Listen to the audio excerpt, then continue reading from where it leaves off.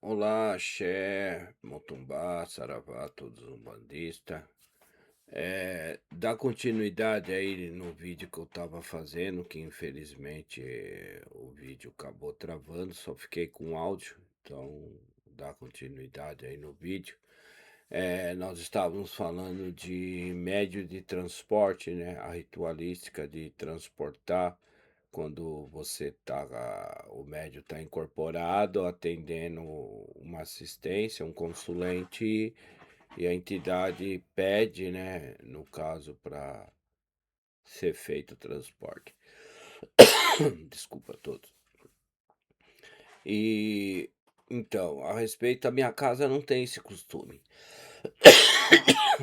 E infelizmente, o transporte tem que ser muito bem feito e ter uma ritualística correta, tanto pelo médium como aqueles que estão assistindo, na gira em si, para que não fique vestígios, né, de coisas negativas durante o trabalho, que não tire a harmonização do trabalho que está ocorrendo naquele momento por causa de um transporte, né. O médium que faz o transporte normalmente é um médium já preparado, ou melhor dizendo, tem que ser, né? Ele tem que ser orientado, sendo conversado, porque após o transporte, para aqueles que não conhecem, você está incorporado com a sua entidade, da direita ou esquerda, e o médium desincorpora, ou a entidade pede para um outro médium vir fazer o transporte, né? Ou normalmente é o próprio médico que está incorporado com uma entidade, que a entidade sobe, né?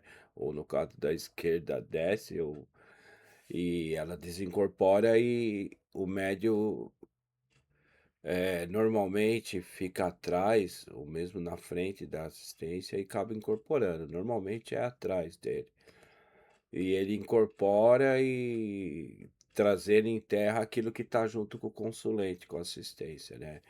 Aí o Cambone ou o dirigente, dependendo da casa, vai conversar com essa entidade, né? Pedir para ele ser encaminhado para a luz, sair.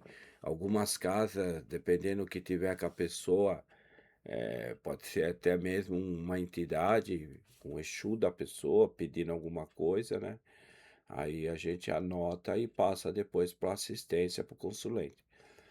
Mas é um método que a minha casa particularmente fez pouquíssimas vezes, o dirigente não tem o costume que se faça o transporte, mas enfim, tem um médium na casa, como dito no vídeo anterior, que ele faz esse tipo de transporte e o dirigente fica só observando, né? Eu creio que na hora certa talvez converse com ele, mas se até agora tá dando certo, né?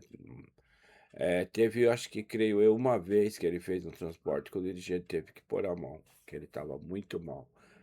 Porque o transporte, para aqueles que não conhecem, às vezes ele passa a ser perigoso. Ah, como assim perigoso? O médico pode não voltar, entrar até dar uma parada cardíaca, dependendo da energia que o consulente de assistência tá. E ontem foi comentado com uma pessoa da assistência, que ontem, embora tenha sido um dia de domingo, aí meu dirigente de sábado e domingo ele faz benzimento na Força da Jurema, e eu passei por lá e tinha uma assistência lá, nós estávamos conversando e ela falou que era médico de transporte. Falei, ah, legal, né? Se você já trabalha, já faz esse tipo de coisa. Ah, a pessoa tá ruim, às vezes eu vou, ponho a mão, trago, põe em volta. Aí ela mostrou, contou um caso lá, inclusive parece que era a filha dela mesmo, sanguínea, que tava com, né, pegou um furúnculo, tava cheio de coceira, de coisa, e ela achou que era coisa de espiritualidade. E pôs a mão na filha e realmente passou para ela, embaixo das axilas, né? É tipo um furúnculo mesmo. Bom, enfim. Aí eu conversando com ela, expliquei, né? Que às vezes a pessoa tá passando por certas coisas, né? Não é o caso da filha dela, creio eu, mas está colhendo aquilo que plantou, né? O que que a Umbanda faz num caso desse? A pessoa chega lá em débito. Ela aprontou, pintou e bordou lá fora e vai na Umbanda se limpar. A entidade vai orientar, perdão, uma tosse seca. E vai amenizar a dor daquela pessoa, mas ela vai ter que fazer alguma coisa, mudar, né, o seu comportamento para melhora, reconhecer que ela errou, né. Porque normalmente a gente passa por situações de colher aquilo que a gente planta, e não tem como fugir disso. É aquilo que nós já comentamos em outros vídeos, o aprendizado é no amor ou na dor, não tem como fugir disso. E infelizmente, às vezes a gente colhe aquilo que a gente plantou. Existe a maldade? Sim. Existe coisas que a pessoa fez demanda? Existe, claro, é óbvio. Aí a gente vai trabalhar. Cada caso é um caso. Mas o que eu quis mostrar para assistência, para o consulente que estava lá, e por ela ser um médio de transporte, porque eu ponho a mão depois, na hora que eu falei, por incrível que pareça, ela falou: "Pô, realmente, vendo por esse lado, eu não tinha pensado nisso". Falei: "Então, com o tempo você vai aprender que, às vezes, a pessoa está passando por certas coisas porque está colhendo o que plantou, entendeu? Então, é que eu falo. Ontem teve um comentário que eu vi, em vídeo e realmente o mundo espiritual, o mundo nosso, o mundo sobrenatural, vamos por assim, é que nem uma teia de aranha. Para quem já viu a teia de aranha, ela é muito bem planejada e ela tudo aquilo que a aranha fez, ela traça vários caminhos ali, em círculo, eles se cruzam entre eles e tem um fio que vai só para ela, porque ela planejou aquele mundo que seria a teia, né. E nós, no dia a dia, somos isso. A gente constrói a nossa teia e amanhã ou depois o fio que está ligado nessa montagem, ela vai, se for coisas boas, vai vir para você, entendeu? E for coisas ruins também. Então a gente tem que ter todo um preparo, né.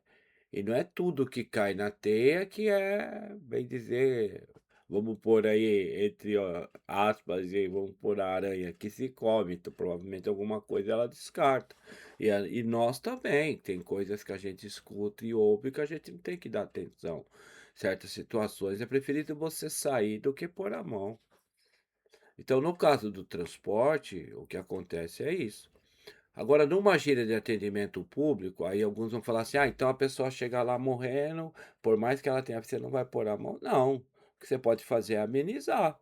Mas a partir daquele momento que você começa a pôr a mão, a pessoa que está passando por essa situação, ela tem que mudar as atitudes dela, o modo de pensar, o modo de agir, entendeu? O modo de conversar com as pessoas. Tem que ter uma mudança, senão vai continuar na mesma. Tá, as pessoas falam muito em mudança, é uma coisa tão simples, né. "Ah, poxa, eu tô assim, tô tão ruim". Aí você vai na gira, toma um passe, toma um banho, mas você continua fazendo as mesmas coisas que você fazia antes de ter tomado esse passe, esse banho, e acha que isso vai mudar. Como vai mudar se a pessoa principal é você e as suas atitudes continuam a mesma? O que as pessoas têm que entender, e vou ser bem direto, entidade, espiritualidade não é amuleto, ela não vai te carregar nas costas, tá. Existem certos momentos, principalmente para nós médios, que a gente se sente meio desamparado. Fala: "Pô, não estou sentindo energia". Onde você na verdade, não é que a entidade, os guias protetores, a nossa espiritualidade não esteja com nós. É uma visão que eu vi esse comentário, eu achei super interessante e é verdadeiro. Tá, eu concordei e concordo. A espiritualidade ela se afasta para a gente andar com as próprias pernas, porque nós temos o livre-arbítrio. A entidade mostra a direção, mostra o caminho, mostra o que é para ser feito, mas quem tem que dar esse passo somos nós, entendeu? Então as pessoas às vezes acabam não entendendo essa. É uma coisa tão simples, mas é óbvia. Entendeu? Como que a sua vida não muda se você continua cometendo os mesmos erros, não muda o seu modo de agir, seu modo de comunicação, seu modo de trabalho, aí que é melhoras. É difícil, né? Então, na verdade, você vai sempre colher aquilo que você planta, não tem como fugir disso. Mas voltando ao transporte, que é o assunto, né, para terminar o vídeo que eu comecei, A nossa casa, ela realmente nunca fez o transporte, mas existem casos que vai ser feito. Então, a partir de agora, eu creio que o dirigente vai conversar, né, inclusive com esse médico que já faz transporte, que ele vinha de uma casa que ele usava essa ritualística, né, e o dirigente achou por melhor não impedir no primeiro momento, deixar até ver até onde vai, né, para depois ele falar no modo geral. E eu acho que nesse ponto ele está certo, porque ele não está deixando de amparar o médico que faz o transporte. Como eu falei, o médico já fez alguns transportes, foi tudo bem sucedido. Inclusive teve entidade que chamou ele para fazer o transporte, né? Porque sabe que ele já é um médico de transporte. Ah, mas o que que é o médio de transporte? O médio de transporte, como o próprio modo o nome diz, ele vai transportar algo do consulente ou de um próprio médio da casa para ele, para essa entidade, esse espírito se manifestar e falar o que quer, por que que está acontecendo aquilo com a pessoa que ele está acompanhando, né? É uma conversa para ele ser encaminhado. Então, o médio de transporte nada mais é do que isso, transportar aquilo que está com alguém, né. Ou às vezes pode ser até com você mesmo. Você está num certo grau de negatividade, que a entidade pode deixar aquilo passar, entendeu? O seu protetor, seu guia espiritual, para ele falar, conversar com alguém para explicar o que está acontecendo, entendeu? É um pouco difícil, eu creio eu, isso acontecer com o próprio médium. É que eu falo, tudo isso é firmeza. Tá. E saindo já do término, né, que é o vídeo parte 2 do transporte, já partindo para outro assunto, uma coisa leva a outra, né. O médium acha que depois que ele começa a ter guias espirituais, guardiões, né, Exus, Pombogira, Exu-mirim, Caboclo, Preto Velho, Baiano, ele vai virar o Superman, vai virar, entendeu, ou a Supergirl, vai virar a Mulher Maravilha, e nada a ver. A mediunidade tem uma cobrança muito grande, inclusive é raro mesmo você ver alguns vídeos de falar que o médium acaba tendo 2 vidas, né, a responsabilidade dele dobra. E é óbvio que tem casas que o dirigente não vai comentar muito disso, falar que às vezes machuca, porque o médium pode assustar, sair, e hoje muitas casas dependem de médios, né. Porque o local paga aluguel, o médium tem a contribuição dele mensal, né. "Ah, mas a Umbanda cobra". Não, toda casa tem a sua manutenção, aluguel, água, luz, entendeu, material de uso diário, limpeza, produto de higiene, entendeu. Então tem gasto, então é óbvio que não vai deixar nas costas só de uma pessoa, no caso do dirigente ou de qualquer outra pessoa, só ela arcar. Então se faz o rateio entre os médios e aí torna-se uma mensalidade, né.